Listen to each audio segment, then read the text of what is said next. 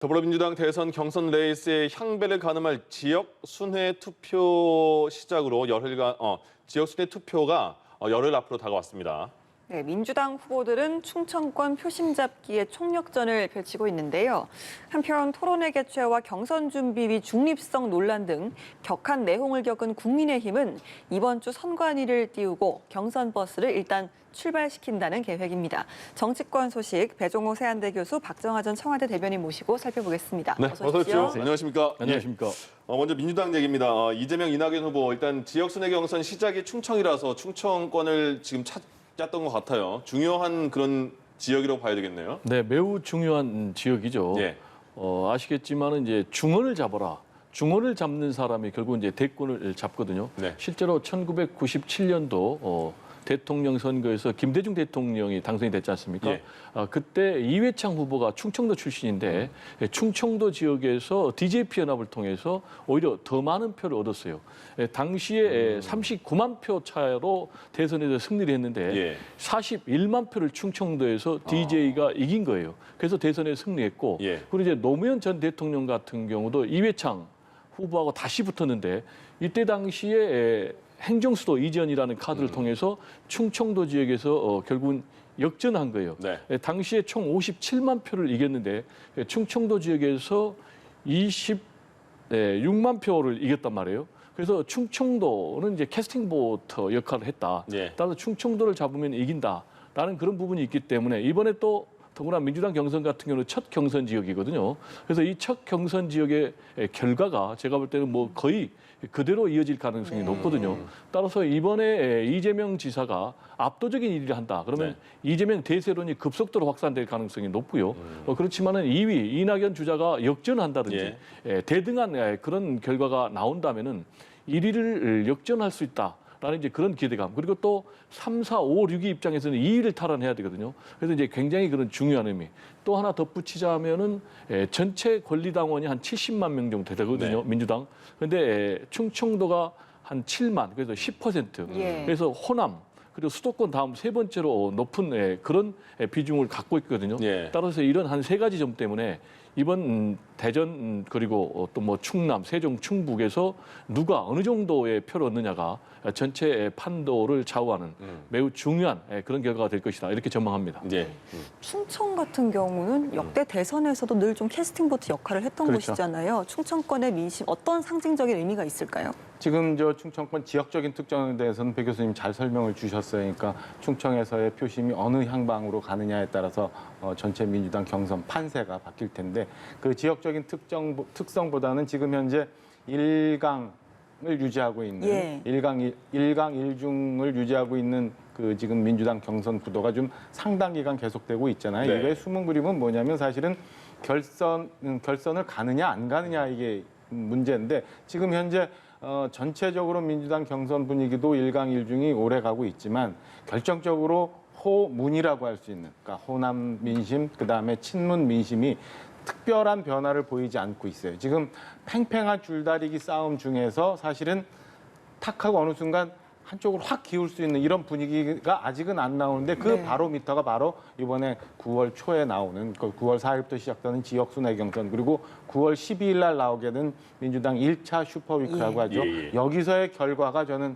전체 상황을 다 좌지우지할 거고 이 결과에 따라서 과연 그러면은 과반 이상을 받고 지금 1위를 달리고 있는 이재명 지사가 대세를 그냥 굳히느냐 아니면 중이라고 할 수 있는 2위를 달리고 있는 이낙연 후보가 7월 가파른 상승세를 또다시 한번 맞을 수 있느냐. 예. 이게 아주 중요한 국면이기 때문에 지금 모든 후보가 충청에 올인하고 있는 상황이고 그다음에 충청에서의 표심이 9월 초에 어떤 식으로 나오냐에 네. 따라서 이재명 대세가 굳혀지느냐 아니면 의외의 결과가 나와서 결선까지도 가면서 굉장한 흥행머리를 하느냐 이런 게 중요한 대목이라고 보여집니다. 그렇다면 지금 일강, 일중, 또 다약 이 구도가 어느 정도 좀 균열이 생기려면 어떤 변수들이 좀 남아 있을까요, 교수님? 뭐 역시 방금 얘기했지만 첫 번째 지역 순회 경선 결과가 가장 중요하고요. 네. 두 번째로는 이제 짝짓기입니다. 예. 그게 무슨 얘기냐면 합종 연행이에요. 과연 누가 누구하고 연대를 하느냐. 이게 이제 굉장히 중요한데 말씀하셨지만은 9월 12일부터 강원도 플러스 또 1차 네. 국민 경선 결과가 나오거든요. 예. 그러면은 3, 4, 5, 6위 중에 한 4, 5, 6위를 하는 그런 분들은 계속 레이스를 할 것인가 아니면 접고 네. 될 사람과 같이 갈 것인가를 선택을 해야 돼요. 근데 이제 그 중에 틀림없이 최소한 한 명 정도 나올 텐데 예. 그런 사람이 이재명 지사를 밀어준다. 네. 그렇다면 이재명 대선의 탄력을 받겠죠. 근데 반대로 이낙연 2위 후보를 지원해준다. 예. 그럼 뭐 역전의 발판이 되겠죠. 이 부분이 굉장히 중요한 변수고요. 예. 세 번째로는 역시 이제 TV 토론이 굉장히 중요합니다. 지난번에도 예비 경선을 하는 과정에서 TV 토론이 상당 부분 영향을 미쳐가지고 약간의 추격세를 보였는데 이번에 이제 TV 토론이 주 2회로 또 강화됐거든요. 네네. 그래서 TV 토론이 어떻게 되느냐가 굉장히 중요하고 이 TV 토론에서 만약에 실언이 나온다면 또 출렁 걸릴 수가 있고 특히 이제 막말 리스크는 역시 경선 마지막까지 그리고 전체 본선 대선 마지막까지 굉장히 중요한 변수인데 예. 본인의 후보의 막말 리스크 플러스 캠프. 지금 보면은 캠프의 네. 막말 리스크도 굉장히 중요한 영향을 미치고 있어요. 예. 아시겠지만 뭐 경선 불복 발언성 논란이 굉장히 있었고 또 두 번째는 뭐 황교익 뭐 정치 생명을 끊어버리겠다라는 것도 이제 굉장히 많은 파장을 불러일으켰고 또 예. 동시에 신경민 전 의원 같은 경우는 뭐 도쿄 오사카 네. 관광공사가 더 맞겠다 이런 얘기를 했단 말이에요. 따라서 이 막말 리스크가 굉장히 중요한 것 같고 그리고 이제 저는 개인적으로 문재인 대통령의 지지율은 별로 변수가 안 될 것 같아요. 네. 왜냐하면 40% 안팎의 굉장히 이 견고한 안정된 그런 지지율을 갖고 있기 때문에 이건 별로 변수가 되지 않을 것 같고 그리고 친문들의 결속도 저는 별로 변수가 되지 않을 것 같아요. 왜냐하면 아시겠지만 이미 친문들은 각 캠프에 다 분화가 된 그런 상황이거든요. 네. 따라서 아까 제가 말씀드린 그런 것들이 큰 변수가 되지 않을까 저는 이렇게 생각을 합니다. 앞으로 민주당 경선을 볼 포인트를 잘 짚어주신 것 같습니다. 이낙연 후보를 보면요. 한 7월 초까지는 어느 정도 반등하나 보다 이런 그렇죠. 느낌이 들었거든요. 근데 8월 들어서는 그게 좀 빠지는 경우도 있고요. 올라가는 그런 모습은 아니에요. 왜 그럴까요?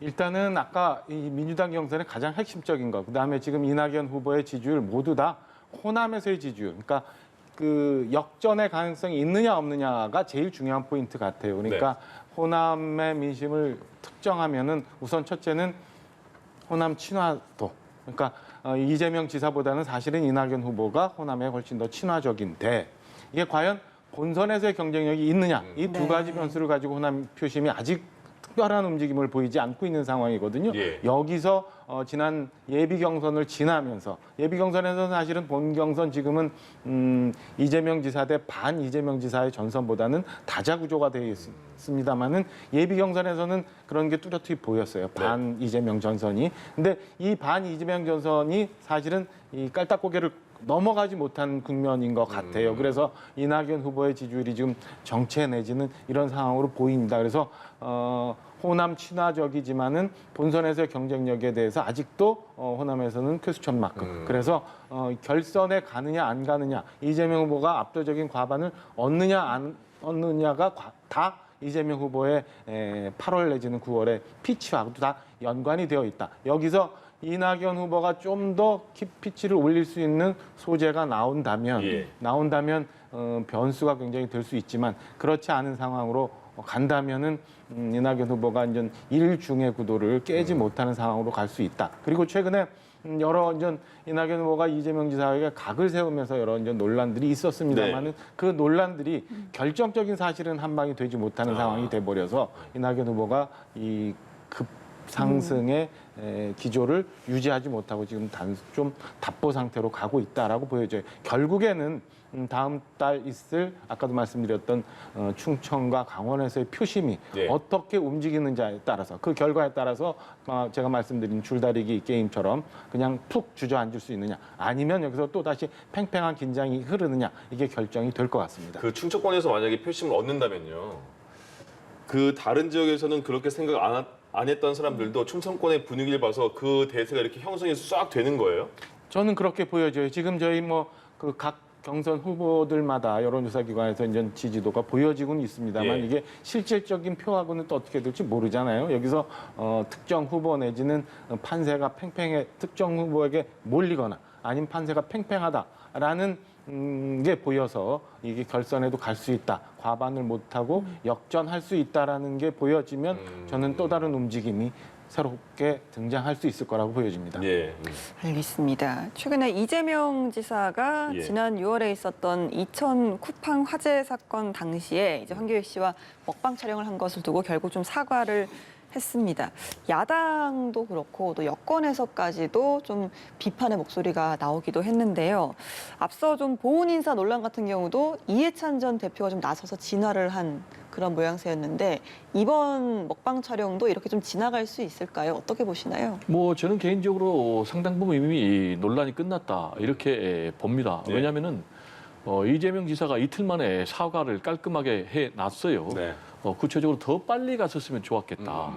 그리고 국민의 눈높이에 좀 부족한 부분이 있었다. 앞으로 예. 더 낮은 자세로 겸손하게 섬기겠다라고 깔끔하게 이 부분을 사과를 했기 때문에 경쟁 주자들도 굉장히 긍정적인 반응을 내놨어요. 네. 구체적으로 이제 김두관 후보 같은 경우에 역시 이재명 후보다라는 그런 제목을 가지고 고맙다라는 얘기까지 했어요. 그러면서 오히려 더 신뢰도 내지는 뭐 권위가 더 높아질 것이다라는 이제 그런 메시지를 내놨는데 개인적으로 보면요 지도자 특히 이제 정치 지도자가 사과를 할 경우에 물론 사안에 따라 다르지만은 오히려 리더십과 또 신뢰가 더 올라갈 수가 있거든요.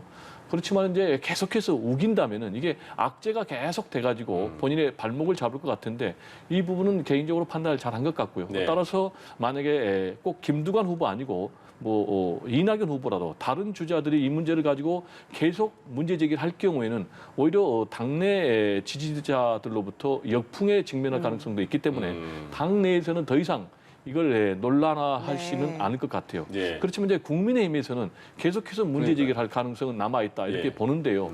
국민의힘에서 이 문제를 가지고 계속 이재명 지사를 때린다면은 저는 오히려 이재명 지사를 도와주는 그런 결과가 나올 것이다. 왜요? 왜냐하면은 본인이 현장에 안 간 건 아니거든요. 네. 잠도 안 자고 계속해서 갔고 그래서 새벽에 20시간 만에 현장에 갔단 말이에요. 그리고 그 전에도 계속해서 보고를 받고 또 지시를 했고 그럼에도 불구하고 즉각적으로 안 간 부분에 대해서는 깨끗하게 사과를 했는데 네. 계속해서 이 부분에 대해서 국민의힘이 문제 제기를 한다면은 결국은 정치 공세를 위한 공세가 아닌가. 라는 이제 그런 측면에서 오히려 이재명 지사를 도와주는 것 같고요.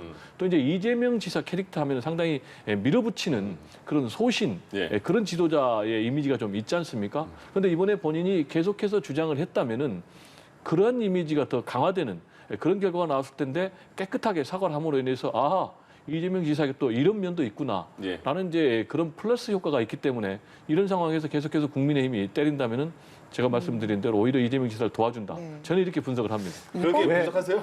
외형적으로는 지금 봉합 국면이 되는 상황이지만 저는 내상이 상당히 있었으리라 보여집니다. 우선은 지금 저희가 대선 후보급들의 토론회를 진행을 하면서 대선 후보들의 말들, 그다음에 그 이전에 있었던 여러 가지 정황에 대한 검증 이런 것들 요구하는 것은 사실은 뭐 대선 후보들이 콩나물 값이 얼마고 지하철 값이 얼마고 이런 거를 국민들이 확인하려고 하는 게 아니라 위기의 순간에 어떻게 판단하느냐, 그다음에 전체적인 상황에 대해서 본인이 어떤 생각을 갖고 있느냐, 아니면 뭐 본인의 심성이 어떠냐, 뭐 이런 것들을 보면서 판단을 하는 건데 저는 최근에 있었던 두 가지 건을 좀 나눠서 보면 하나는 황교익 씨 내정과 관련한 논란 하나, 두 번째는 그 와중에 있었던 소위 말하는 이 쿠팡 화재 사건에 있었던 먹방. 뭐 이거 두 가지로 나눠보면 사실은 저는 이 먹방에서 오는 타격이 훨씬 더 클 거다라고 보여집니다. 결과적으로 국민들이나 민주당 당원들도 이재명 지사가 위기 상황에 그리고 행정을 하면서 어떤 자세를 갖고 있는지에 대해서 그 기본을 좀 봤다고 보여지거든요. 그래서 이 기반이 어떤 식으로 표출이 될지는 잘 모르겠습니다만 이제 다음 주 여러 가지 여론조사 지표가 나올 테니까 거기서 얼마나 영향을 받을지는 봐야겠습니다만은 단단한 지지층에 물이 좀 들어가서 이게 스멀스멀 흐트러질 수도 있는 기반이 약해지는 그런 데는 충분히 영향을 미쳤으리라고 보여집니다. 지금까지 이재명 지사 사실은 여러 논란이 많았어요. 그럼에도 불구하고 단단한 지지율을 형성해 와서 이게 이재명 지사가 뭐 낙마를 한다거나 아니면 야권에서 얘기하는 것처럼 뭐 사퇴를 해야 된다 이런 국면까지는 안 가겠지만 국민들의 입장에서 볼 때는 이재명 지사의 상당 부분 많은 부분을 보면서 오히려 실망 내지는 뭐 이런 거에 대해서 좀 판단할 수 있는 근거가 됐을 수 있지 않나라는 생각이 좀 듭니다. 예. 이 여하이 어쨌든 다음 주에 이제 나오는 여러 가지 여론조사 지표가 어떻게 되느냐에 따라서 이게 크게 내상으로 작용을 하느냐 아니면은 또 이 국면도 이제 넘어갈 수 있느냐를 볼 수 있는 상황인 것 네, 같습니다. 알겠습니다. 민주당이 가짜뉴스의 징벌적 손해배상을 하는 걸 주요 골자로 하는 언론중재법 개정안 25일에 본회의에서 처리하려고 합니다. 25일이면 어떤 날이냐면요. 그 상임위원장 7명 다시 국민의힘이 새로 이제 가져가게 되잖아요. 거기 문체위원장도 포함되고요. 이 부분 먼저 박정하 전 대변인께 먼저 여쭤볼게요. 네. 민주당이 25일에 이렇게 속도전으로 처리하려고 해요. 어떤 게 문제라고 보십니까? 일단은 내용적인 면, 그다음에 절차적인 면으로 나눠봐야 되는데 네. 25일 날 처리하는 거는 다들 아시는 것처럼 인전 국회 원구성이 합의가 돼서 상반기는 아닙니다만 내년까지 인전 국민의힘과 인전 나눠서 이제 상임위원장을 맡게 되잖아요. 예. 이렇게 돼서 상임위원장이 야권으로 넘어가면 처리되기가 굉장히 어려운 상황으로 가는 거예요. 그렇기 때문에 민주당에서는 지금 상임위 처리하고 그다음에 사실은 90일간 숙고해야 된다라고 국회 선진화법을 만들면서 여야 합의가 안 될 경우 숙고하고 숙려하는 시간을 둬라라는 안건 조정위마저도 굉장히 꼼수를 부리면서 처리를 했거든요. 김의겸 의원 말씀하시는 그렇죠. 거죠? 예. 그러니까 여야 동수 3인간 해야 되는데 여당 의원 3인과 야당 의원 3인 중에 한 분을 김의겸 의원으로 했어요. 그러니까 사실은 4대 2가 돼서 이건 네. 뭐 얘기 하나만한 상황을 만들어서 이렇게 급히 처리를 한 상황에 대해서 이 절차적인 상황에 대해서는 지금까지 여러 법안들이 많이 있었잖아요. 네. 그러니까 압도적인 다수를 가지고 법안을 막 무도하게 처리했다는 비판들이 많은데 이 절차적인 면에 대해서는 국민들이 판단을 결국에는 할 거라고 보여지고 네. 왜 이렇게 급하게 처리했냐는 이 원구성에 예. 문제가 있었다. 예. 내용적인 면에 들어가서도 사실은 이게 뭐 징벌적 손해배상 그다음에 그 포털에서의 뉴스가 확산되는 걸 차단하는 게 주요 내용인데 사실은 요즘에 뉴스 소비에 대해서는 이 검증된 언론기관보다는 유튜버를 통해서 굉장히 많이 되잖아요. 근데 이 유튜버들에 대해서는 전혀 제재가 없어요. 네. 이렇게 돼서 과연 가짜 뉴스 그다음에 뭐 악의적 보도 아니면 허위 보도 등이 적절히 차단될 수 있을까라는 의심이 있거든요. 그러니까 내용적으로도 굉장히 문제가 있는 것 아닌가라는 생각이고 국내에서 활동하는 그다음에 국제적으로도 많이 지금 기자협회 등 많이 있는데 네. 모두 다 반민주적이라고 얘기하고 심지어는 뭐 기자들 사회에 공포 분위기를 조성하는 것 아니냐라는 성명이 나올 정도로 내용적으로 굉장히 안 좋은 예. 그런 법안이거든요. 이걸 이렇게 졸속으로 강행 처리하는 거는 결국에는 대선 국면에서의 유리한 고지 내지는 뭐 문재인 대통령의 퇴임 이후 상황까지도 고려한 것 아니냐. 그래서 야권에서 이 언론에 대한 재갈 물리기 아니냐라는 예. 거에 대해서는 비난을 면치 못할 네. 거다. 그런데 25일 현재 원 구성상 그냥 처리될 수밖에 통과가 될 없는 거다. 상황이다까지 포함해서 말씀을 드립니다. 네. 내용에 문제가 좀 많다고 보십니까?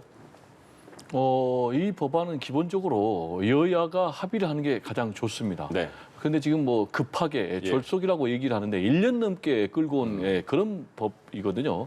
근데 지금 국민의힘 같은 경우는 전혀 대안 제시를 안 하고 반대만 하고 있어요. 지금 이제 안건조정위원회 얘기를 했는데 이건 이제 법에 따라서 하는 거예요. 여야 3대 3. 네네. 그러니까 국민의힘이 세 명의 몫을 다 가져갈 수는 없는 거예요. 그러니까 그 부분에 대해서는 뭐라고 할 이유가 없는 것이고 문제는 소수지만은 소수의 권리와 의무를 다 행사를 해야 되는데 지금 국민의힘 같은 경우는 안건조정위원회 참석 자체를 포기를 했거든요. 저는 이게 매우 나쁜 그런 태도라고 보는 게 참석을 해서 본인들의 의견을 개진을 해야 되는 거예요.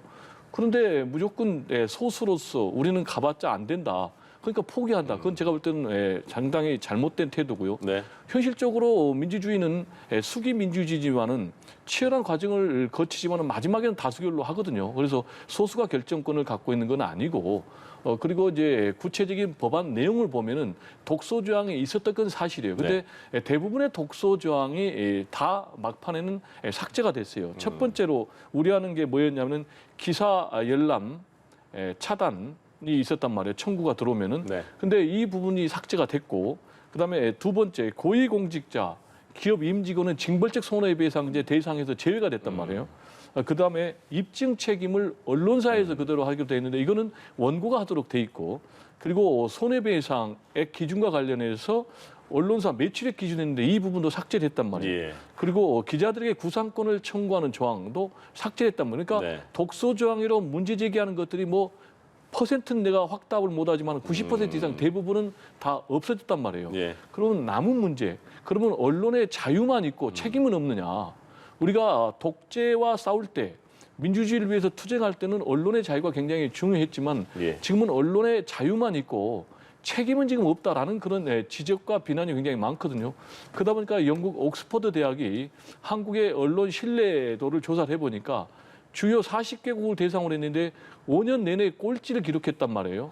또 국민들 여론조사를 해보니까 국민들의 70% 이상이 네. 언론중재법이 필요하다. 네. 이런 상황이거든요. 그렇다면 국민의힘도 구체적인 대안을 가지고 의견을 제시해서 이 중요한 민주주의 근간과 관련된 법안을 국회에서 처리하는데 참여를 해야 된다라는 예. 얘기를 좀 강조를 하고 싶습니다. 조금 전에요. 윤석열 전 검찰총장이 국회에서 기자회견을 열고 언론중재법 개정안은 언론의 재갈을 물리는 언론 재갈법이다. 목적은 정권 말기 권력 비판 보도를 막아서 집권 연장을 꾀하려는 데 있다라고 좀 강도 높게 비판을 했습니다. 조금 전에 들어온 소식이고요. 예. 민주당의 이낙연, 이재명 후보 같은 경우는 또 언론중재법에 대해서 좀 개정의 필요성을 또 강조를 하기도 했고요.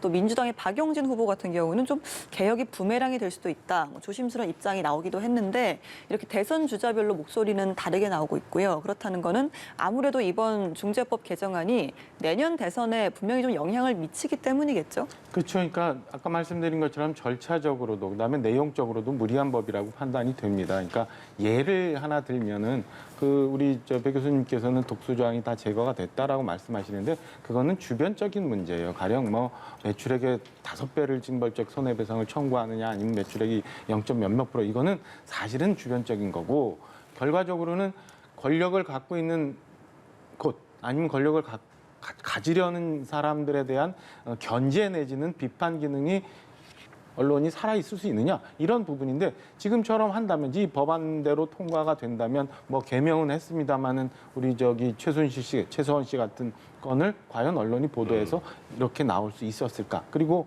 뭐 고위공직자는 아니지만 외곽에 있다가 고위공직자로 와서 인사청문회를 하는 사람들에 대한 언론에서의 청문이 과연 가능하겠느냐?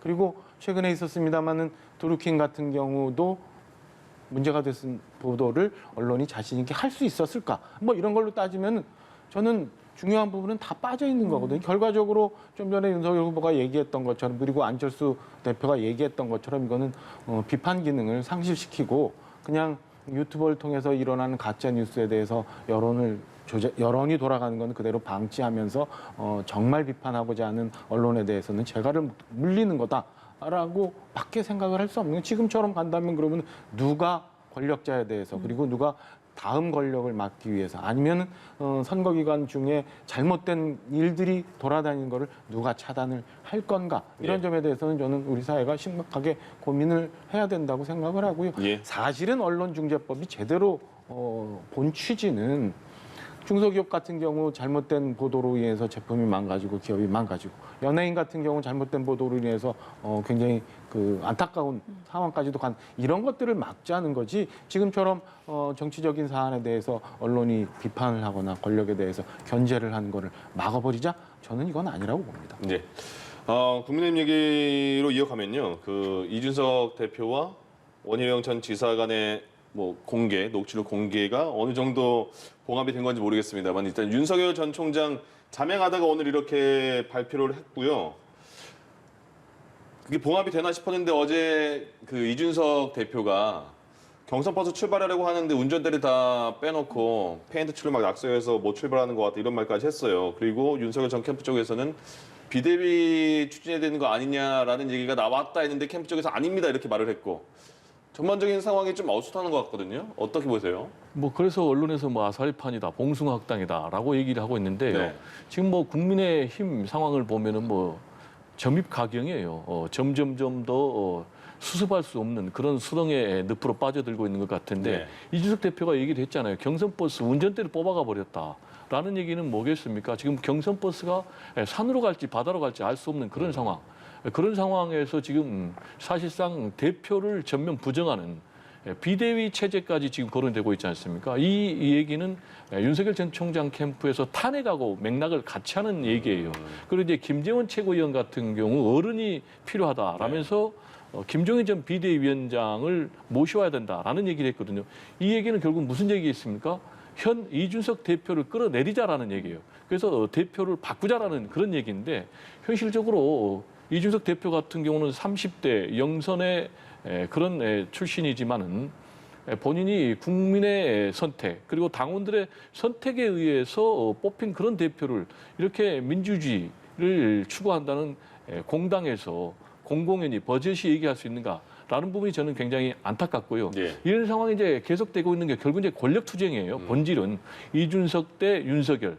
더 크게 얘기하면 윤석열 세력 대 반윤석열 세력이 지금 정면 충돌하고 있는 이런 상황인데 김종인 비대위원장 같은 경우 여기에 함구하고 있는 게 저는 굉장히 유감이고요. 네. 이런 상황에서 만약에 본인이 진짜 국민의힘의 어른이라면은 꾸짖어야죠. 무슨 얘기냐? 정식의 선거를 통해서 뽑은 대표를 부정한다는 얘기냐? 그거는 있을 수가 없다. 이렇게 되면은 국민의힘은 더 큰 혼란으로 가게 되고 결국은 대선에서도 패배할 수밖에 없다라고 꾸짖어야 되는데 본인이 지금 함구하고 있잖아요. 그 얘기는 무슨 얘기겠습니까? 그걸 본인은 즐기고 있다는 얘기예요. 아, 그래요? 저는 이제 김종인 전 비대위원장 관련해서 굉장히 실망스러운 게 지금 80이 넘었잖아요. 네. 그리고 본인이 대한민국의 전무후무한 비례대표 5선 출신이잖아요. 그리고 이쪽으로 가서 정권도 탄생하는데 기여를 했고 야쪽으로 가서 또 정권을 탄생하는데 기여를 했고 네. 그러면 더 이상 지금 뭘 바라고 있는가? 지금은 현실 정치에 더 이상 개입하면 안 된다. 예. 아름다운 모습을 좀 보여줘야 된다. 계속해서 현실 정치에 기웃기웃하는 그런 모습을 보이면은 정치인의 말로가 아름답지 못하고 좀 추한 모습이 남게 되지 않을까 좀 우려가 됩니다. 그런데 이준석 대표의 이야기를 조금 더 포커스를 맞춰보면 사실 경선 버스에서 운전대를 잡는 건 당대표가 아니라 선관위원장이잖아요. 이런 부분에서 좀 의문이 좀 남긴 하거든요. 일단 아직은 선관위원장이 뽑히지가 않은 거잖아요. 경선준비위원장을 가지고 굉장히 이제 논란이 많았는데 선관위원장이 뽑히기 전의 상황, 그다음에 선관위가 무난히 출범해서 갈 수 예. 있는 데까지는 사실은 대표가 운전대를 잡을 수 있게 해줘야 되는 게 맞지 않나 싶은 생각이 들어요. 그래서 국민의힘 내부적으로 지금 있는 여러 가지 내용에 대해서는 저는 어떤 각도로 오는 비판이라도 자유로울 수 없는 상황이고 좀 전에 우리 백 교수님 그 김정인 비대위원장 얘기하셨지만은 저 같은 좀 범인이 그 노예한 분의 말씀을 뭐 어떻게 해석을 해야 되는지 잘 모르겠습니다만 대부분 다 동의를 합니다. 그러니까 김정인 비대위원장이 큰 역할을 하신 건 맞지만 순간순간 어디를 향해서 말씀을 하시는 건지 원칙이 없이 왔다 갔다 하는 듯한 모습이 보여서 저는 김종인 위원장도 만약에 정말 국민의힘이 잘 되기를 바라는 본심이 있다면 맞게 처신을 하시고 말씀도 하시는 게 옳지 않나. 지금 현재 국민의힘 내홍은 누가 뭐라고 비난을 해도 받을 수밖에 없는 상황이고 이 내용을 수습을 못하고 계속 간다면 결국에는 야권을 지지하는 국민들, 그다음에 지금까지 많이 고생한 당원들한테 씻을 수 없는 죄를 짓는 모든 사람이 씻을 수 없는 죄를 짓는 국면으로 갈 거다라고 말씀드리고 싶어요. 예, 알겠습니다.